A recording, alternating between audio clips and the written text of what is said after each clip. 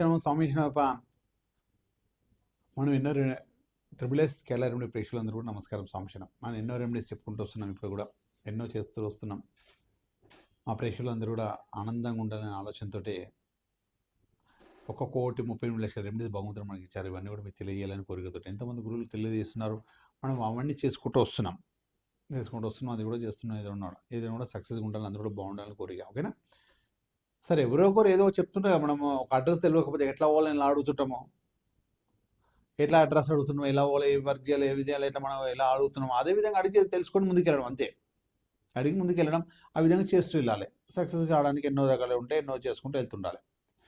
ఒక షాప్ అడగడానికి 10 దగ్గర షాప్ ఇక్కడ దొరుకుతాయి, అవి ఎక్కడ దొరుకుతాయి, ఇవి ఎక్కడ దొరుకుతాయి అని అడుగుతూ మనం 10 దగ్గరికి వెళ్ళి అడిగి తెచ్చుకుంటాం అన్నమాట.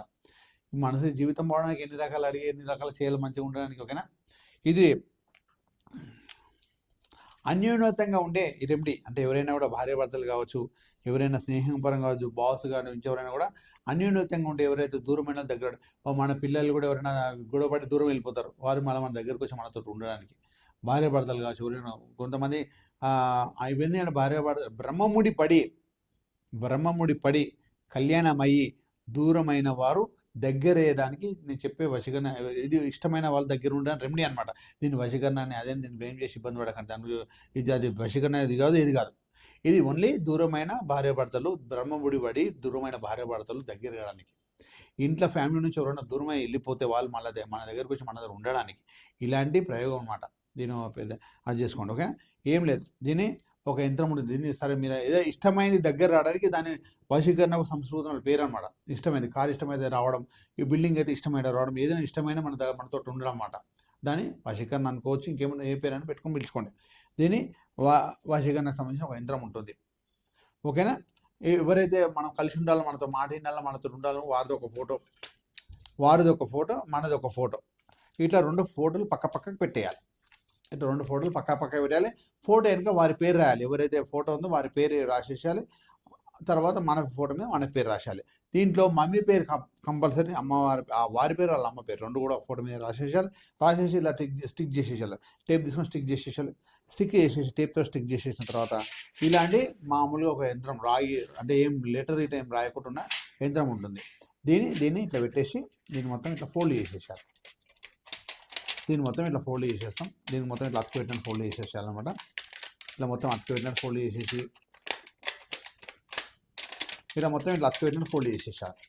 ఫోల్డ్ చేసేసి ఇది మనము ఎలిఫెంట్ అంత బలంగా మనం ఉండాలి. మన బంధం అనేది ఎలిఫెంట్ ఎంత బలం ఉందో అంత బలంగా మన బలం ఉండాలన్నమాట. అయితే మనము ఇది మొత్తం ఇట్లా స్టిక్ చేసేసాం, మొత్తం పెట్టేసాం. ఇట్లా క్రాస్గా మనము ఈ ఏనుగు హెయిర్స్ కూడా మన అక్కడ హెయిర్స్ వచ్చేసి ఏను తోకలు ఉంటాయి. ఇవి అప్పుడప్పుడు దాన్ని క్లీన్ చేస్తున్నప్పుడు క్లీన్ చేసి పడేస్తుంటారు. నడువిలో ఆడేది దొరుకుతుంది. ఎవరైనా ఎవరైనా అమ్మితే మామూలు వేస్ట్గా అక్కడ పడేస్తే తీసుకోవచ్చు, పడేసి కొనుక్కోవచ్చు ఉన్నాయి. తర్వాత ఇవి ఇట్లా స్టిక్ చేసిన తర్వాత ఒక 4 గోము చక్రాలు తీసుకోవాలి. 4 గోము చక్రాలు తీసుకొని 2 సైడ్ ఇట్లా పెట్టాలి. ఇంకో 2 సైడ్ ఇలా పండబెట్టేసాలి. 2 సైడ్ ఇట్లా ఎల్లెల్గా పెట్టాలి. 2 సైడ్ ఇట్లా పండబెట్టేసాను. అంటే ఇట్లా ఈ విధంగా మనం 4 దిక్కులు ఇట్లా స్టిక్ చేసేసాలి. దీన్ని స్టిక్ చేస్తలేను, కాకపోతే మీకు అర్థం కావడానికి ఇవి చూపిస్తున్నాను. ఇలా పెట్టేసిన తర్వాత పెట్టేసిన తర్వాత ఏం చేస్తామంటే, ఇది ఇట్లా రెడీ చేసుకొని ఎవరైతే మన ఇష్టమైన వాళ్ళు మన దగ్గర ఉండాలి, కలిసిమెలిసి ఉండాలి, హ్యాపీగా ఉండాలి, వాళ్ళ సంసార జీవితం చాలా బాగుండాలి. భార్యాభర్తలు విడిపోయిన వాళ్ళకు విడాకులు తీసుకున్నా సరే వాళ్ళు మంచి కలవాలనుకుని వాళ్ళు ఇది చేస్తే వాళ్ళ దాంపత్యం ఆనందమైన జీవితం ఉండడానికి, ఎవరైతే మన నుంచి దూరం అయిపోయి ఎవరైనా మన ఇంట్లో అమ్మాయిలను కూడా పెళ్లి చేసుకుని దూరం తీసుకుని మన ఇంటికి రావాలనుకుంటే ఇది చేయొచ్చు. ఇది చేస్తే వాళ్ళు మన ఇంటికి వచ్చేస్తే మన మాట ఎవరు వినాలనుకుంటారో వాళ్ళ ఫోటో పెట్టుకొని చేయొచ్చు. ఇది ఏం చేయాలంటే ఒక చీకటి గదిలో, ఎక్కడైనా వెలుతురు లేని ప్లేస్లలో, కబోర్డ్లలో, ఎక్కడైనా కూడా స్టోర్ రూమ్లో అలాంటి దాంట్లో పెట్టేసాను. దాన్ని మర్చిపోయి పెట్టేసి అది ఏం చేసినట్టు దీంట్లో ఉన్న యంత్రబలంతో, మంత్రబలంతో, యాక్టివిటీతో, తంత్ర విద్యతోటి వాళ్ళ మనసు చెలించి ఆ మనసులో ఉన్న ఆ ప్రేమానురాగాలు పెరిగి మనల్ని కనెక్ట్ అయ్యి యాక్టివేట్ అయ్యే అవకాశాలు ఉంటాయన్నమాట. మన దగ్గరికి అతి శీఘ్రంగా రావాలని కోరుకుంటూ చేయాలి. అయితే కాదని కూడా ఇది కూడా చేయకూడదు. ఏదైనా సంకల్ప బలం గొప్పదే ఉండాలి. సంకల్పంతో చేస్తే అన్నీ కూడా సక్సెస్, అన్నీ కూడా చాలా బాగుంటాయి. అందరూ కూడా బ్రహ్మముడి బడి విడిపోయిన వారి కోసం చెప్పడం. అంటే అందరూ అంటే ఇది స్వార్థంగా చేయకూడదు. ఇష్టంగా చేయాలి. స్వార్థంగా చేస్తే అసలు కాదు. ఎవరో తెలియని వాళ్ళని వారి పేరు పెట్టి వారి ఫోటో పెట్టుకొని చేయడం వల్ల బాగుండదు.